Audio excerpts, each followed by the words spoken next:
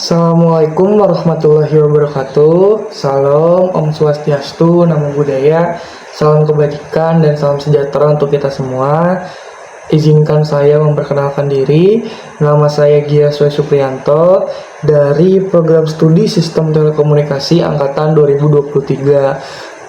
Di sini saya akan menjelaskan dan mempresentasikan ulang terkait apa yang telah saya dapatkan dari materi mata kuliah sinyal dan sistem yang diampu oleh Ibu Endah Setiawati. Nah, yang akan saya jelaskan kembali adalah tentang sinyal diskrit dan kontinu. Oke, jadi mari kita langsung saja ke materinya gitu ya teman-teman. Nah, oh ya, di sini ada sedikit biodata diri singkat saya. Tadi ya, nama saya Gia Swai Supriyanto dengan NIM 2304167 dari kelas Sistel 3C. Oke, kita lanjut.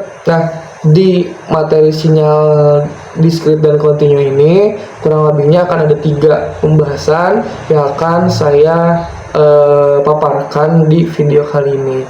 Yang pertama tentang dasar teori. Nah, dasar teori ini nantinya akan menjelaskan tentang sinyal dan sistem, tentang apa itu sinyal dan apa itu sistem. Mungkin untuk sistem tidak akan terlalu saya jelaskan karena sudah saya jelaskan di materi yang sebelumnya, di materi sistem komunikasi. Jadi di dasar teori ini akan lumayan banyak menjelaskan dan menggambarkan tentang apa itu sinyal.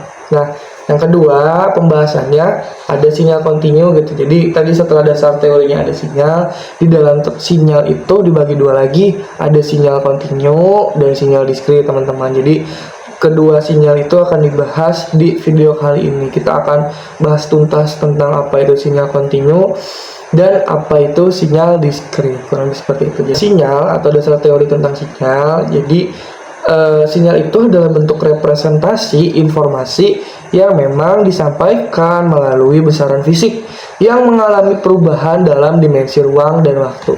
Nah, secara matematisnya sinyal ini tuh seringkali direpresentasikan sebagai fungsi xt, di mana setiap detik pada sumbu waktu t ditetapkan ke nilai nyata atau skalar tertentu x, misalkan gitu ya, di skalar tertentunya atau dilambangkan dengan x gitu. Contoh nyata dari sinyal meliputi gelombang tegangan dan arus dalam rangkaian listrik.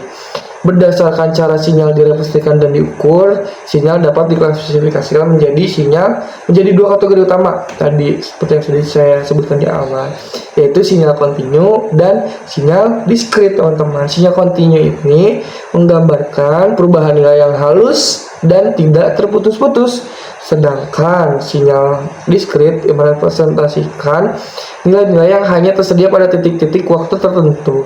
Terlepas dari bentuknya, sinyal mengandung informasi yang dapat dimanipulasi, diolah, atau dianalisis baik dalam format fisik maupun digital, menjadikannya elemen mendasar dalam banyak sistem komunikasi dan pengolahan data modern. Nah, jadi pada simpelnya atau mudahnya, sinyal itu tuh adalah bentukan informasi yang disampaikan gitu melalui sinyal.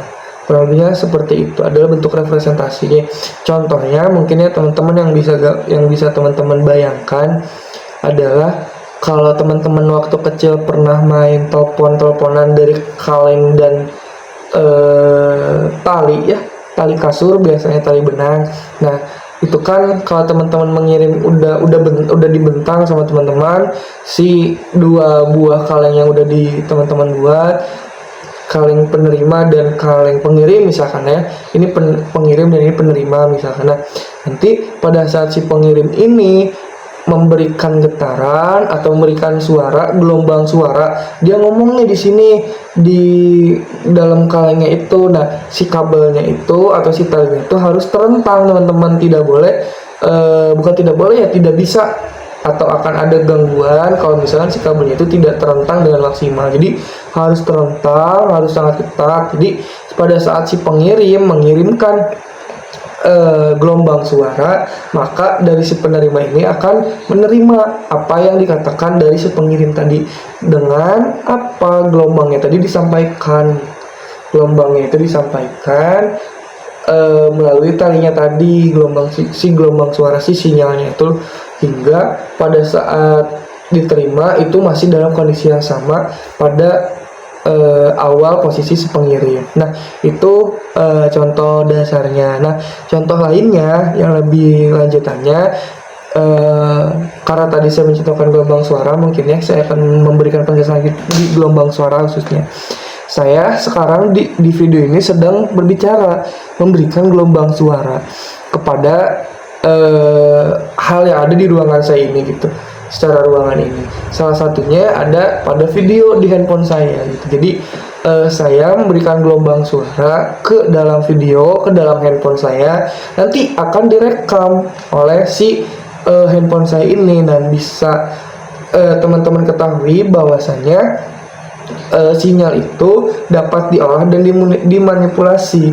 Kalau misalkan teman-teman tahu ada voice yang memang bisa diubah gitu, voice converter itu biasanya suka ada di tayangan TV yang penjual bakso borak dan lain-lain. Kan kadang suaranya suka diubah-ubah ya. Nah, itu salah satu contoh sinyal yang memang bisa diubah karena tadi sudah disimpan di dalam perangkat Android atau device yang memang ada di zaman sekarang. Jadi bisa diubah, diolah, makanya sinyal ini tuh sangat penting untuk dipelajari. Kurang lebih simpelnya seperti itu, teman. Yang pertama, sinyal kontinu, sinyal waktu kontinu atau sinyal analog. Sinyal kontinu ini adalah sinyal yang memiliki nilai real pada keseluruhan rentang waktu yang di tempatnya, waktu T yang di tempatnya gitu. Jadi semua nilai atau pada saat sinyal kontinu itu memiliki nilai real pada rentang waktunya gitu. Jadi sinyal kontinu ini direpresentasikan dengan amplitudenya berubah secara berkelanjutan atau kontinu. Perubahan tersebut biasa terjadi pada rentang waktu tertentu yang berbentuk sinyal sinusoidal. Contoh sinyal kontinu adalah gelombang suara, sinyal listrik, analog, dan sinyal cahaya. Jadi yang sudah tadi saya sampaikan percontohan di awal itu termasuk ke sinyal kontinu. Yang saya sedang lakukan sekarang menyampaikan informasi, menghantarkan gelombang suara ke teman-teman adalah sinyal kontinu yang saya hantarkan gitu. Jadi kalau misalkan secara gambaran mah, ini tuh saya sedang berbicara dan ada sinyal yang masuk ke teman-teman secara kontinu, secara terus-terusan gitu, nggak ada yang potong, nggak ada yang patah di situ. Nah, ini di bawahnya ada rumus dari sinyal kontinu atau gambaran secara matematisnya. XT sama dengan A dikali sin 2pi F kali T gitu. Jadi A-nya ini teh, nah ini tuh biasanya dipergunakan kalau misalnya teman-teman ingin memvisualisasikan, nanti akan ada visualisasi di slide berikutnya. Nah, A itu adalah amplitude sinyal atau segimana besar gelombang yang ingin dihasilkan oleh teman-teman pada saat ingin memvisualisasikan si sinyal kontinu tersebut. Nah, untuk 2pi itu 2 itu memang pada saat rumusnya ya, dan pi itu adalah tadi 22/7 dan 3/14. Nah, untuk F-nya ini adalah frekuensi atau jumlah siklus per detik dalam hertz, teman-teman. Nah, untuk T ini adalah waktu dalam detik, dalam satuan detik gitu. Oke. Nah, ini slide berikutnya ada visualisasi sinyal kontinu. Di sini saya menggunakan tools atau software dari MATLAB, teman-teman, gitu, bisa diakses secara online juga. Nah, di gambaran kiri ini adalah codingan atau sintaks yang saya masukkan di dalam MATLAB tersebut untuk menghasilkan visualisasi dari sinyal sinus gitu. Nah, T ini tuh adalah rentan waktu tadi yang dimasukkan, waktunya itu dari 0 sampai 1 detik dengan stepnya adalah 0,001 gitu. Nah, untuk frekuensinya sendiri adalah 5 Hz, teman-teman. Nah, ini seperti itu. Jadi yang akan diambil samplingnya adalah 5 Hz gitu. Nah, di sini juga ada Y continuous atau rumus sinyal continuous tadi ya, sin 2pi ft gitu, 2 dikali pi dikali f dikali t gitu. Nah, menghasilkan apa? Nih di gambar yang bagian kanan teman-teman bisa lihat. Jadi si sinyal kontinu ini tuh memang tidak ada putusnya. Akan selalu nyambung gitu selama rentan waktunya. Karena tadi yang saya masukkan di sinyal MATLAB-nya adalah waktunya dari 0 sampai 1, maka yang muncul pun di MATLAB-nya, di visualisasinya adalah dari 0 sampai ke 1 gitu teman-teman kurang lebihnya. Jadi pada kesimpulannya, sinyal kontinu ini adalah sinyal atau gelombang yang memang tidak terputus-putus gitu, tidak ada tidak ada putus-putusnya gitu. Jadi tetap nyambung dari awal sampai akhir si sinyal itu dihantarkan gitu, yang memiliki nilai real juga. Jadi pada setiap titik-titiknya itu tuh dia punya nilai real. Pada setiap rentang waktu T-nya rentang 0,00001 dia punya nilai realnya berapa, posisinya tuh di mana gitu. Jadi setiap rentan waktunya itu dia punya bilangan realnya atau nilai realnya pada saat di gelombangnya gitu. Nah, yang kedua ada sinyal diskrit. Sinyal waktu diskrit ialah sinyal yang bernilai hanya dalam potongan-potongan waktu diskrit. Jadi enggak secara full seperti kontinu. Si diskrit ini mah hanya potongan-potongannya aja gitu. Nah, pada jenis sinyal ini, waktu T adalah satu bagian bilangan diskrit sehingga sering ditulis X dalam N, di mana N merupakan bilangan integer atau bulan. Sinyal diskrit berasal dari hasil pencuplikan sampling sinyal kontinu X. Kurang lebih kayak gitu. Jadi bedanya sinyal diskrit itu adalah sinyal yang bernilai hanya dalam potongan-potongan waktu tertentu gitu. Jadi bedanya dengan sinyal sinus, anggapanlah ada sebuah kue ya teman-teman gitu, ada sebuah kue yang masih utuh gitu, nah saat dari penerima dan pengirim, saat dari pengirim ingin memberikan kue itu ke si penerima, kalau misalkan sinyal sinus mah akan dikirimkan semuanya gitu, demi biar dia tuh tahu, oh ini teh kue teh gini, informasinya, rasanya, bentuknya kayak gini. Tapi pada saat sinyal diskrit itu enggak semuanya, tapi pada potongan-potongan tertentu saja gitu, dipotong-potong lagi, dan ya tetap saja sama gitu, membawa informasi-informasi tertentu. Ya contohnya misalkan kalau misalkan tadi kue ya, si pengirim hanya ingin mengirimkan rasanya, hanya ingin memberitahukan rasanya ke si penerima. Jadi kan dari potong-potongan itu juga bisa dicobain, dirasakan, atau memang bisa dianalisis.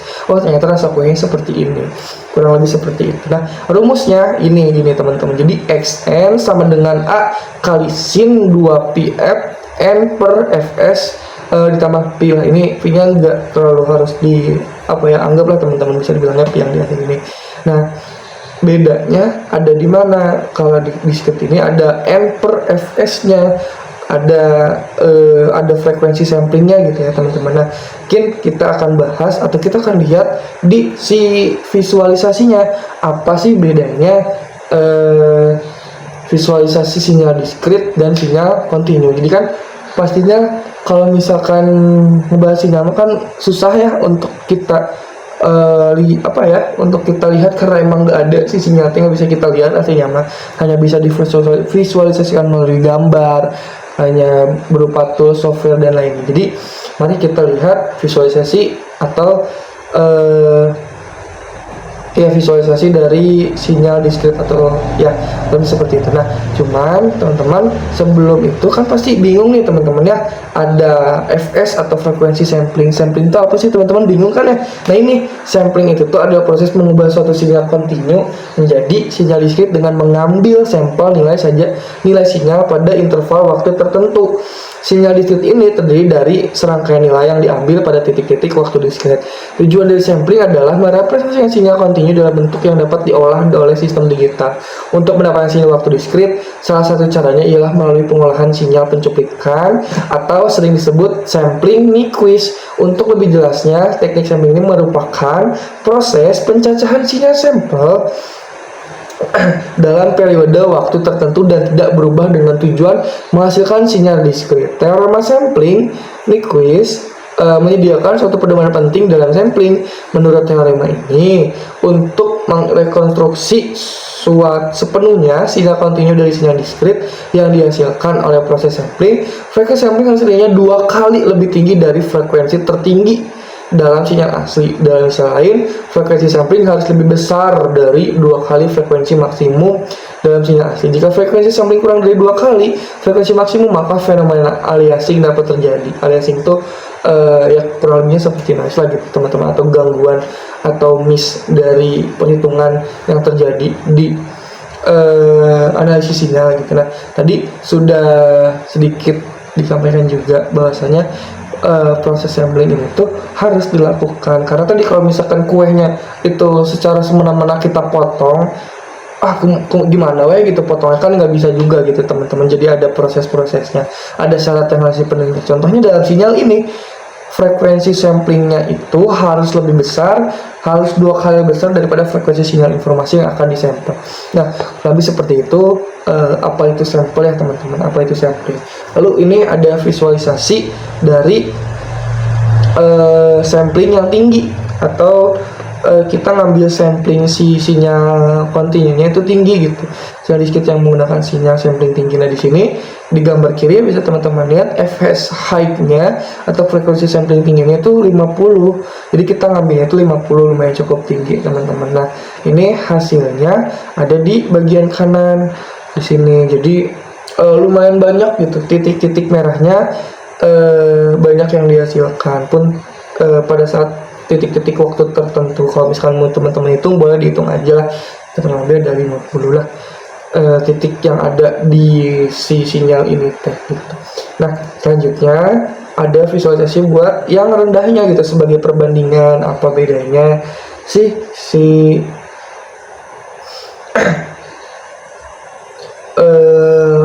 pengaruh si sampling ini gitu ke sinyal diskrit ini. Nah, jadi teman-teman lihat gitu frekuensi sampling rendahnya di sini tuh bisa dilihat. Nah, di gambar yang kanan ya teman-teman, kalau gambar yang kiri kurang lebih masih sama, hanya dibedakan di fs-nya aja gitu, dan nama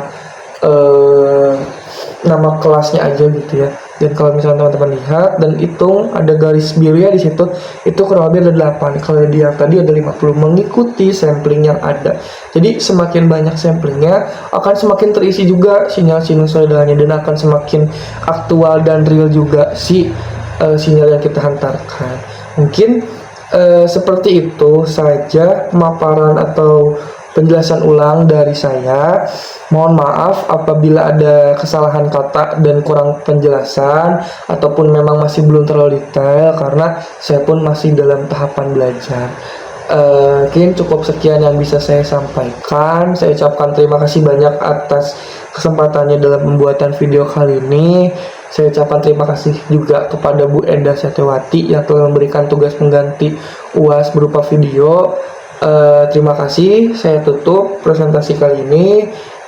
Wassalamualaikum warahmatullahi wabarakatuh.